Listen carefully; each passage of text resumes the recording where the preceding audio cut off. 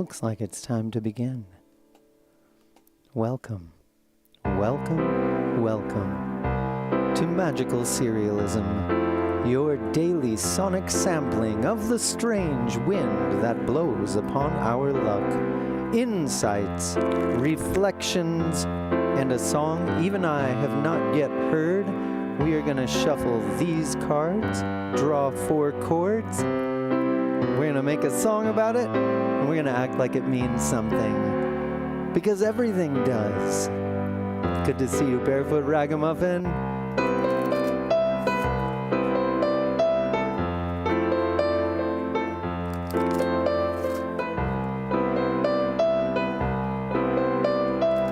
It is a Monday.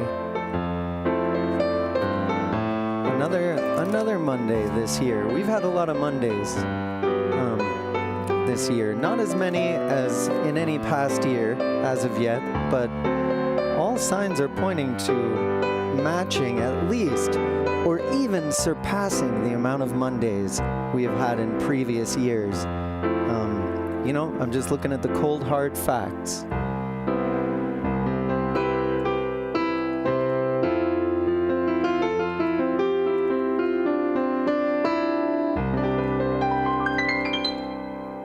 Let's see what happens today. All right, we're throwing out the fairy moon first thing. No chords for it to land on. That's a darn shame. One of my favorites. And then the angel shows up. That's our 4-chord F major. And it's gonna get crazy right out the gate. A non-tonal bass note. That means any note besides F, A, or C is a candidate for this new bass note. And I have hit B flat, and so it is. F over B flat. Actually, I love this. This is the chord I was making the whole intro out of earlier. And that makes it technically B flat major 9, no 3. Let's keep going. Then we're heading to E. That is an awkward move. We're going a tritone.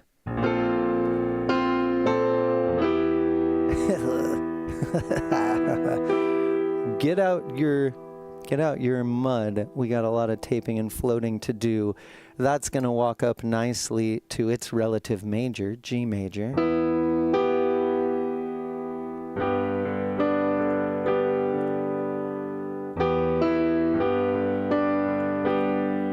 At least that one's easy. Oh, nope, spoke too soon. We're going up to G flat major, which is just up a major second. So actually, it sounds pretty cool.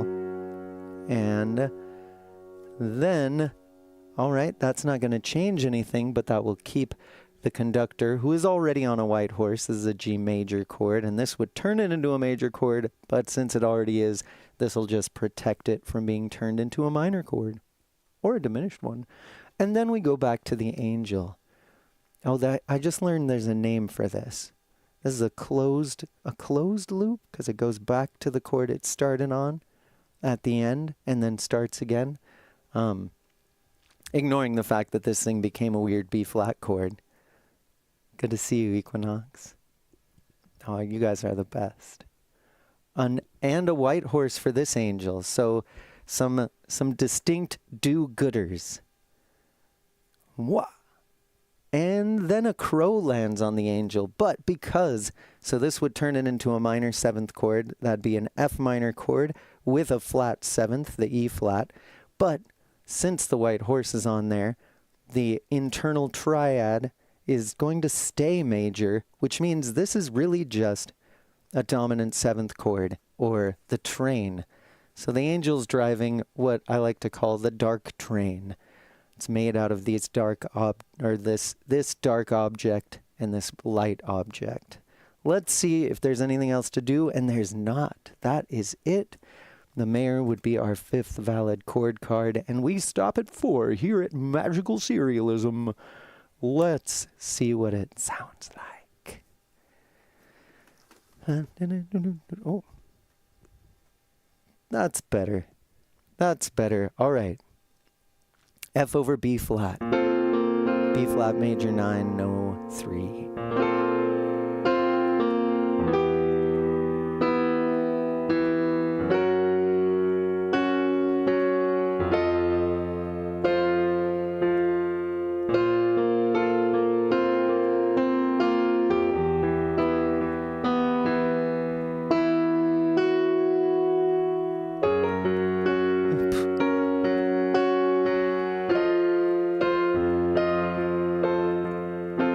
A lot of disparate, disconnected stuff.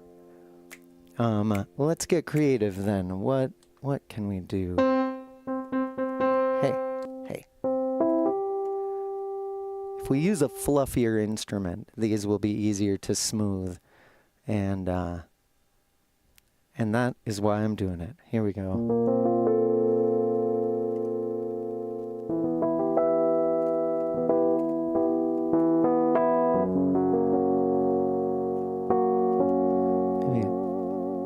Wildness on it. That's a little too much. How about we take out that, get it cleaner. That's good. Whew.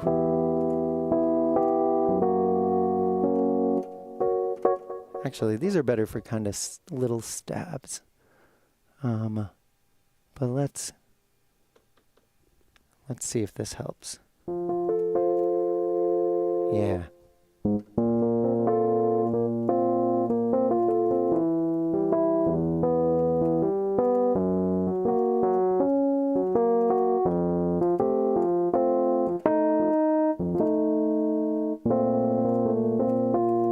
don't know. Maybe the piano really is the way to go. This one is so awkward.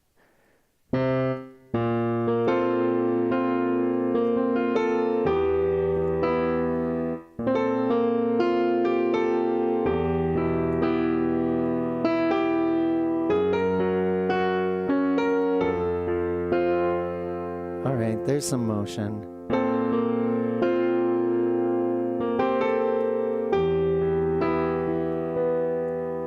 Oh, it's a ballad.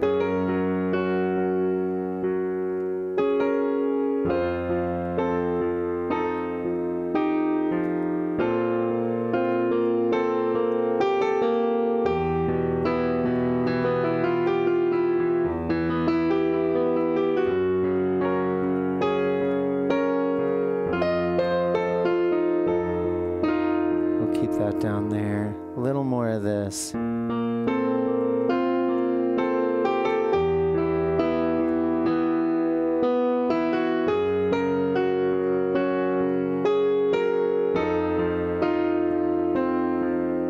That's it. Okay.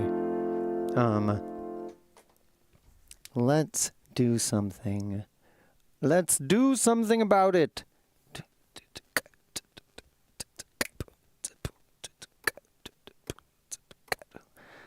I feel like whenever it's a hard one, this happens. I'm doing it at about 75 beats per minute. Let's see. Actually, let's do a little less than that. How about 70? 70. Oh, you know what? This is making noise. There we go. You like the road? All right, man. Sometimes I have kind of weird headphones, so sometimes it sounds really grating. But maybe we should do it. Let's see what this sounds like with that. We're going.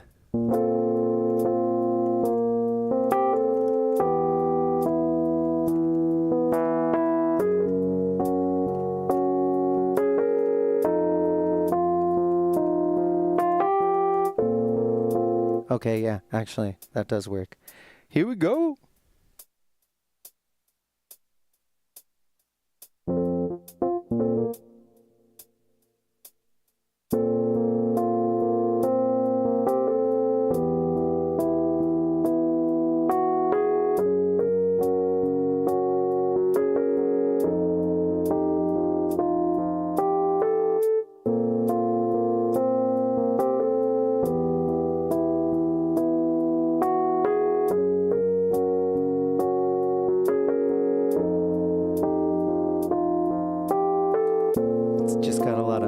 beats, you know.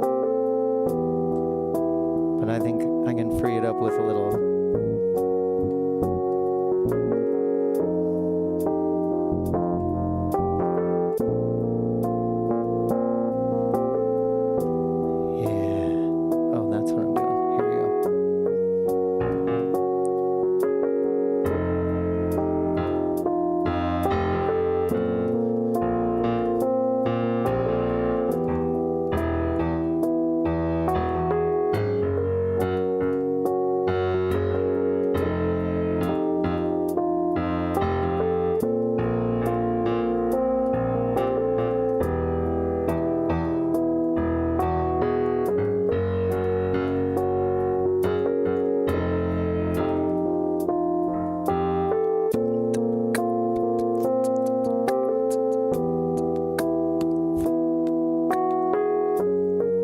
Let's add a little bass to this first.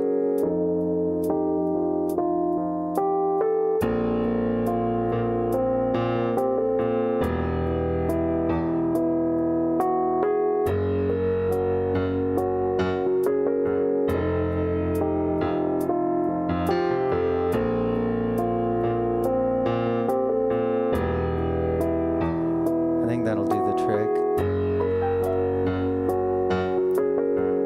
A little bit more in the high end to keep it balanced.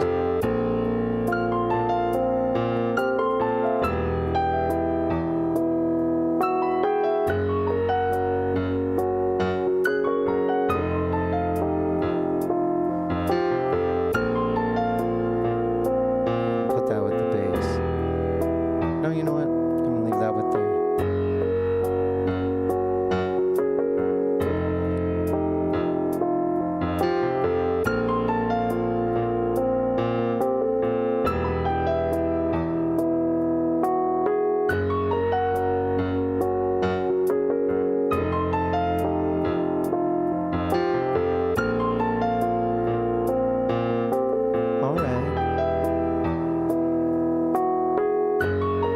There's something weird going on.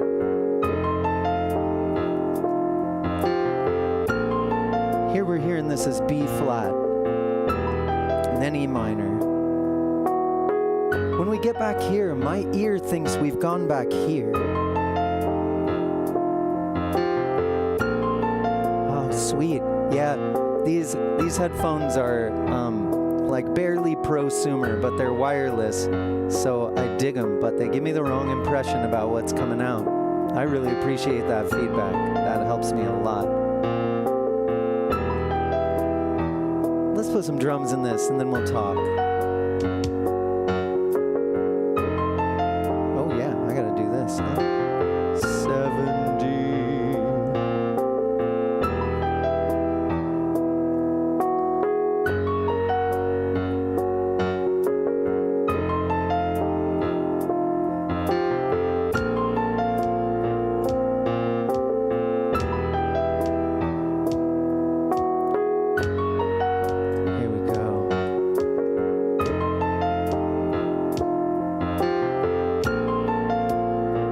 That's better.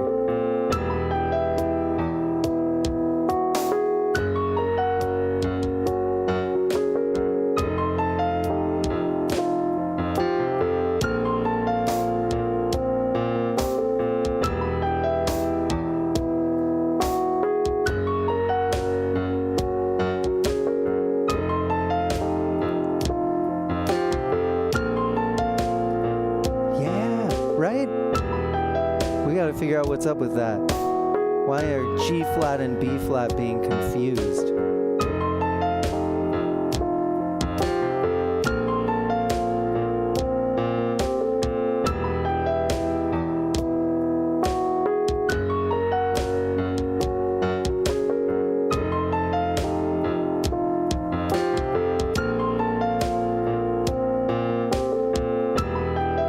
That's working.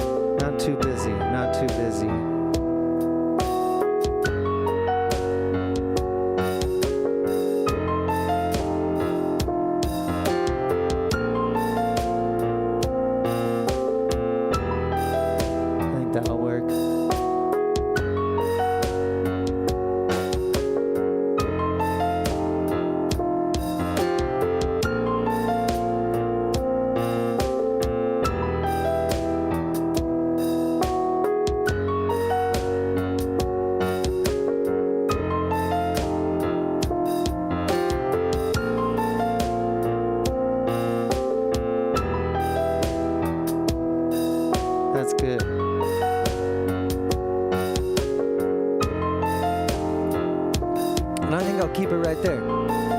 That's complicated enough.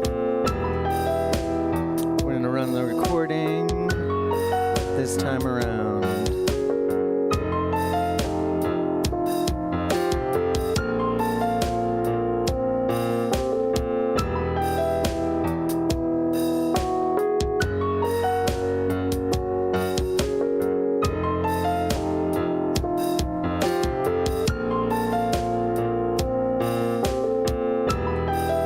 That's in the system. F over B flat, which is really B flat major 9. No 3. E minor out of nowhere. G flat major. And then F7. Such a strange combination, and I'm beginning to like it. This always happens, almost always. And I guess before, let me throw these back up here.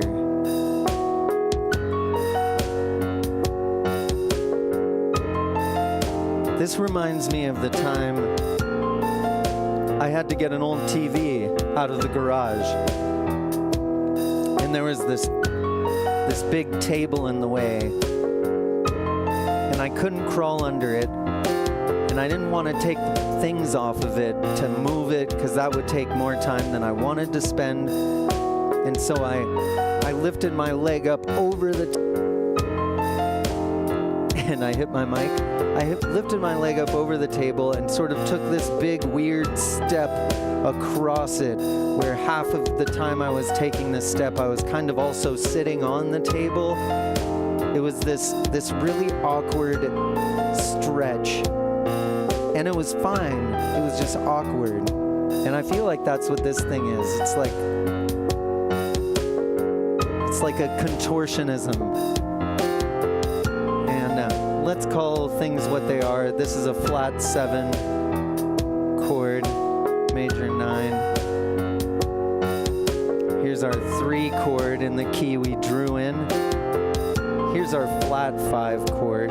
What, 5 of flat 1? It's not functioning that way. And then here's our 4, 7. And I really don't think we're in C today. Maybe I'll regret this after thinking about it, but I'm crossing C out.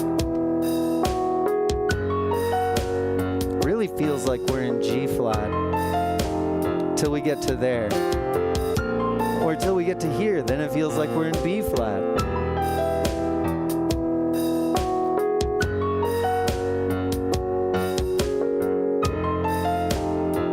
Like my brain remembers.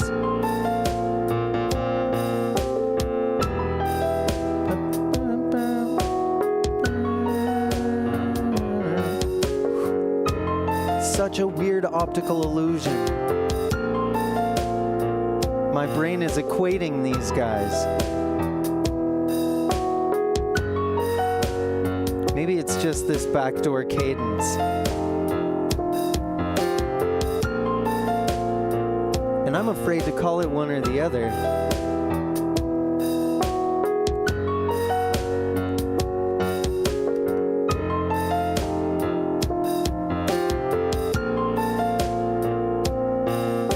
Of in the loop, waiting for it to answer me. It's like endless scrolling or something. Purdy Wild says, "Pick a Rick, the hell, don't follow me, I'm lost too." Yeah. So let's back this off a little bit.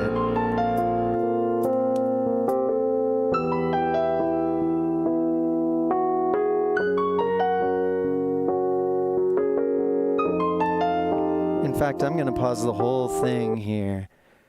Why is this happening? And what key are we in? That first chord, F over B flat. Feels like we're in B flat. Then we get this weird move, a tritone away.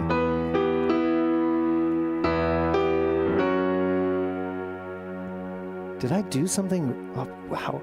That doesn't... Now it sounds like it. Okay.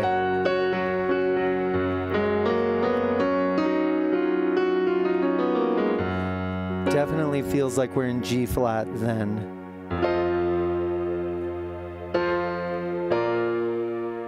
But this F7 at least leads us back to this B flat as if we're in B flat.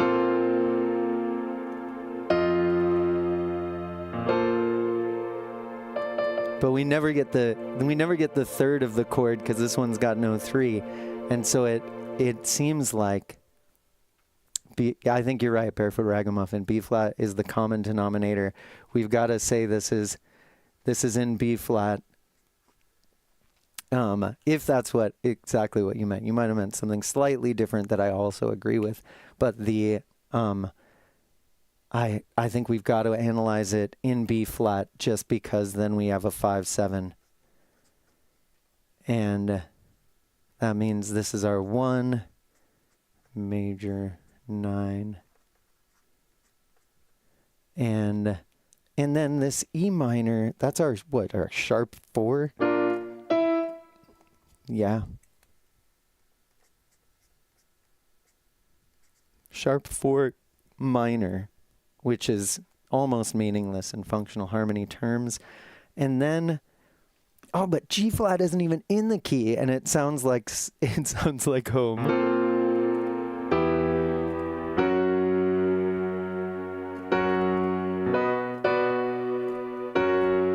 That G flat sounds like it's sending us to C flat, and C flat is not in this key either.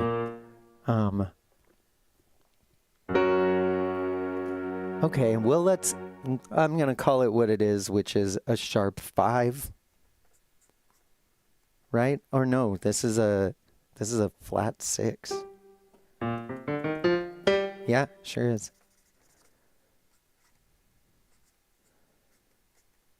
And maybe it's the 5 of the flat 1, but this is a point where things kind of break down, and it seems more like something atonal is going on, or something complicated enough that to someone like me, it may not be worth getting deep enough to say, oh, this is trying to send us here or here. I think once you get to a certain level of analysis like that, you're kind of reading into things that depend in part on the intentions of the composer.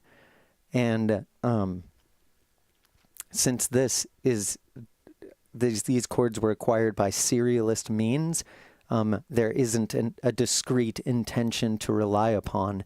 And that's a long-winded way of saying it sounds kind of random. Here we go.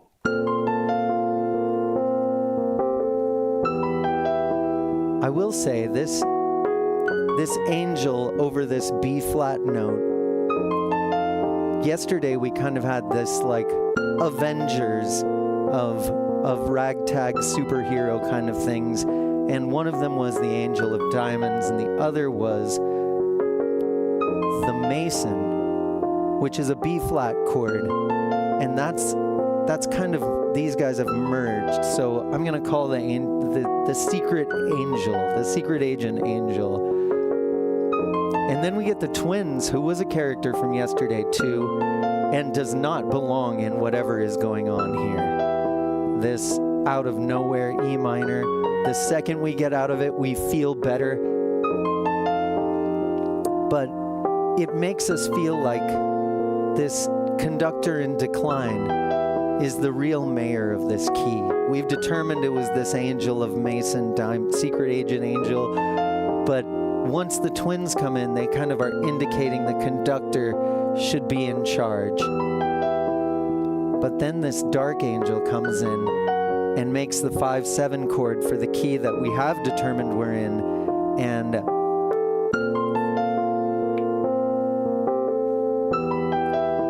that's kind of like, well, this is like a super spy move anyways, isn't it? Jumping in with some carnival justice, using an item of darkness to create an item of lightness, doing something that is against the rules, but is actually the good thing to do. That's carnival justice. And it's like the angel sent herself to give her back the power. There's a being carried by the angel in this.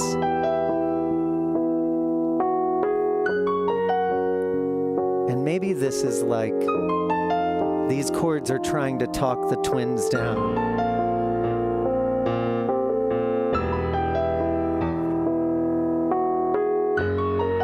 Like the conductor is here like, hey, I'm dying out here.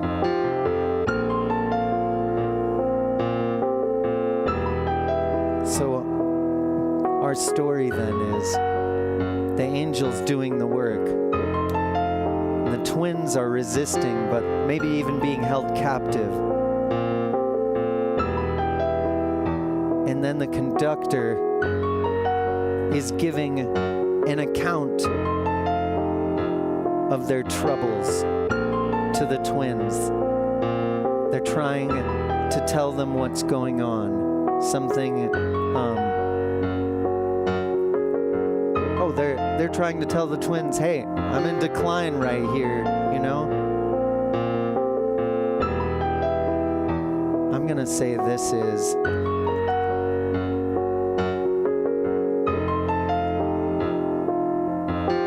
what's that thing they do when they're trying to unbrainwash you? What's that thing? I'm gonna look it up because it's just on the tip of my tongue. Unbrainwash.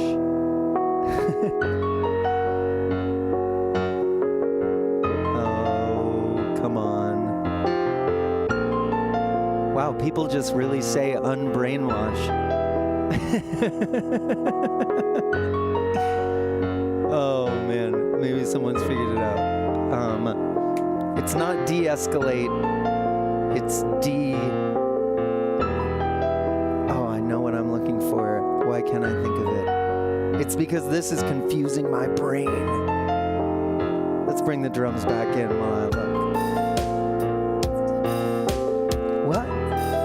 Oh, deprogram. Thanks, baby. It's so easy. Deprogram. Ooh. That's a good one, actually. Unwash.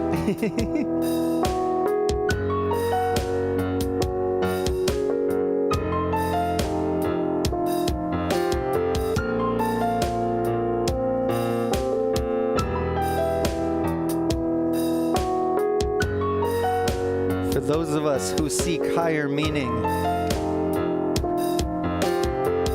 sometimes we peer into something that is bigger than we can understand. And there's an inexplicable sense and sureness to that space. But it is inexplicable. And it's one of the big issues. Because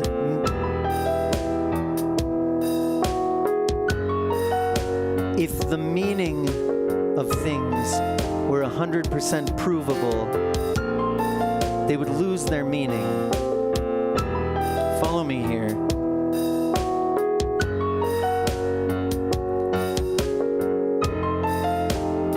You can start with something like a theological argument that I hear a lot and I think about,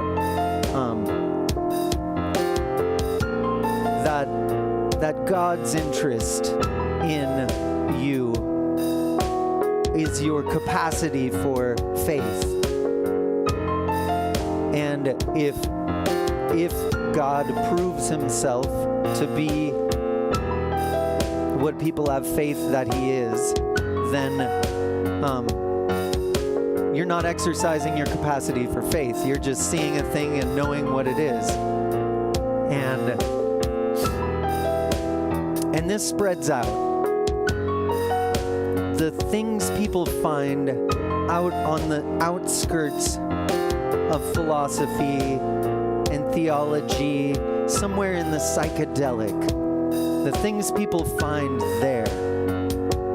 It's Plato's cave all over again. The things people find there, they see the sun, they bring it back and try to tell people, and they can't explain it properly. They sound crazy, or they can explain it properly, but it sounds crazy when you do. And in that space, here's where I'm going with that. There is structure that defies definition. There's sharp 4s and flat 6s that serve no conventional function. Oh yeah. Oh, here's some good comments here. Picker Rick says belief has a lie in the middle, and that's fair. That's fair. And Jeff says belief is believing what you know ain't so. Mark Twain. That's fair too. That's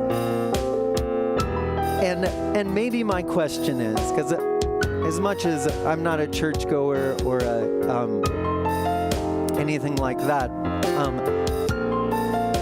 so when I use an example like that out of Christian theology, I always want to remind people to be suspicious of any organized belief system that seeks to say instead of to seek. That seeks to say instead of to seek. Because when you see these brilliant, strange structures that start to sound like they belong, but we can't explain why, because it's not like the stuff we're able to understand at this moment, you feel a knowing. And sometimes that knowing is absolutely real.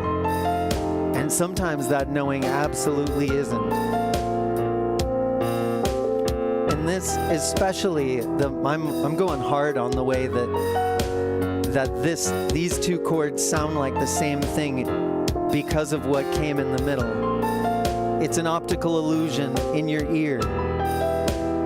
And that's what this is like, being out on the outskirts, and finding things, and then you find out what kind of person you are based on whether you believe those things wholeheartedly and carry that belief back into the default world, or you say, you know what, I was just on the outskirts.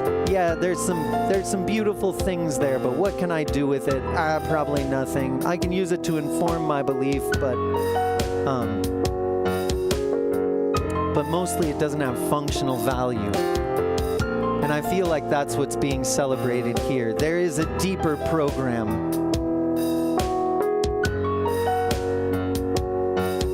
And I don't think we're meant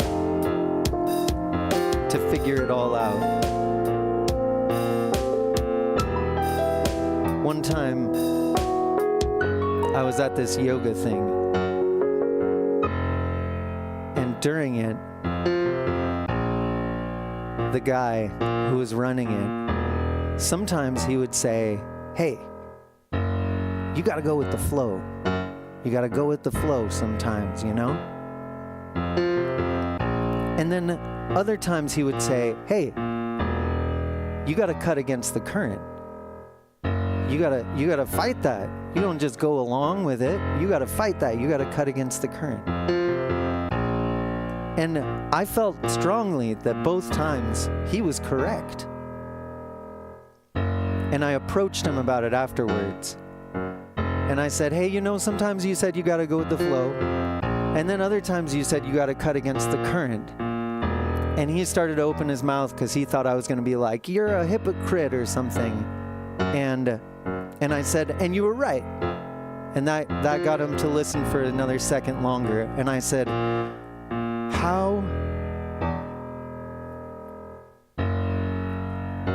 How do you decide which one? And he said, I don't know. I'll get back to you on that. And I saw him a couple of years later. And we met eyes across the room and shared a knowing glance that, though I did not verify, gave me a feeling that he recognized me and was kind of like, wink, wink. That's the question. Which one do you pick? Do you go against go with the flow? Do you cut against the grain? You can distill a life into that decision moment. And it's all big branches of those decision moments. And once you say, well, there's one answer to all these questions, you give up your life. You have to be present for every one of these decisions, and you have to make every one of these decisions. You have to pick up every stitch.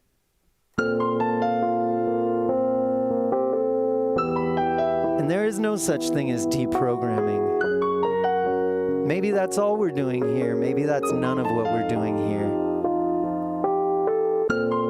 But these thoughts are on my mind today as these chords come to face us.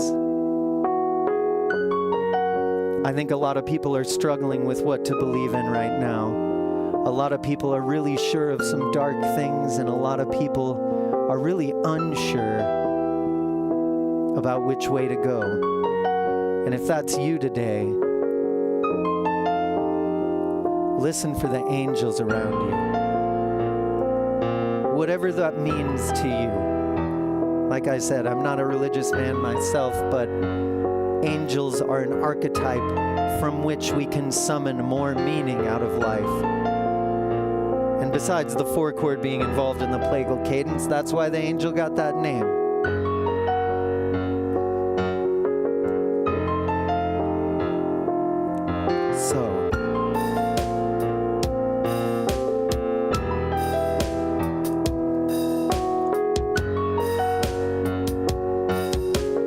Just a word or two, and then I'll let you guys go.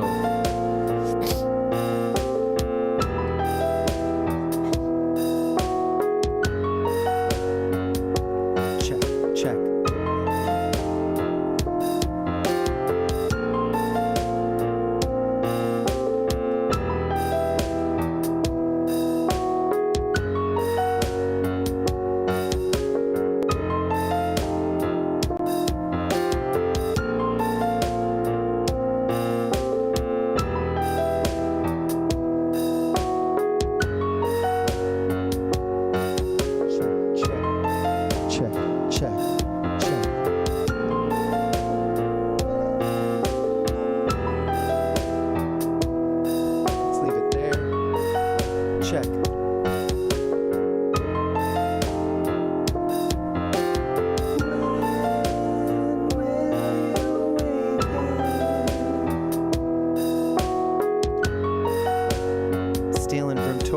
Today.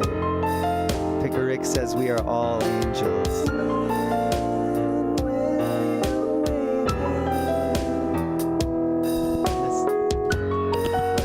That landing note.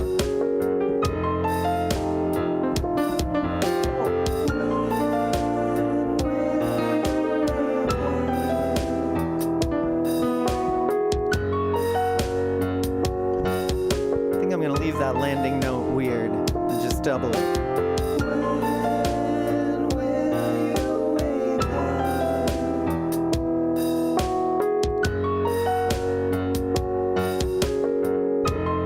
I don't know if I'm saying that to me.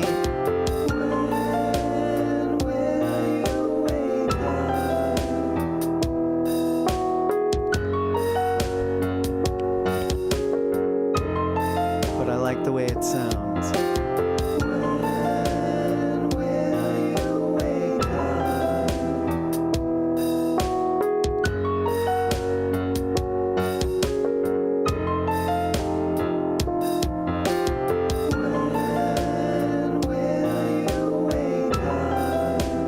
That's a little heavy.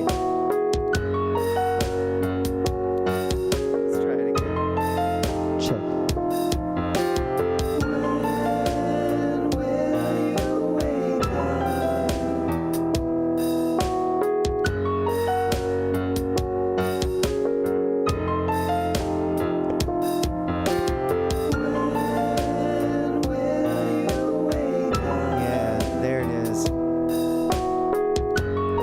That's it.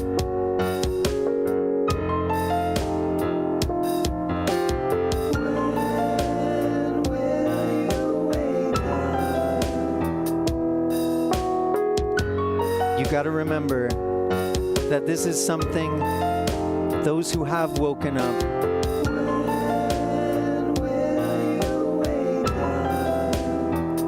keep asking themselves. So I think.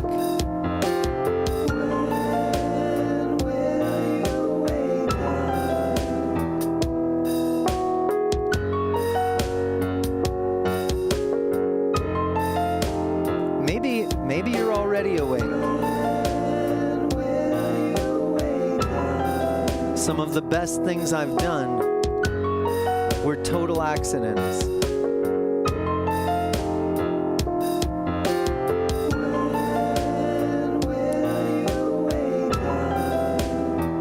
But I just want you to reflect on that today as you make these decisions between going with the flow and going against the grain.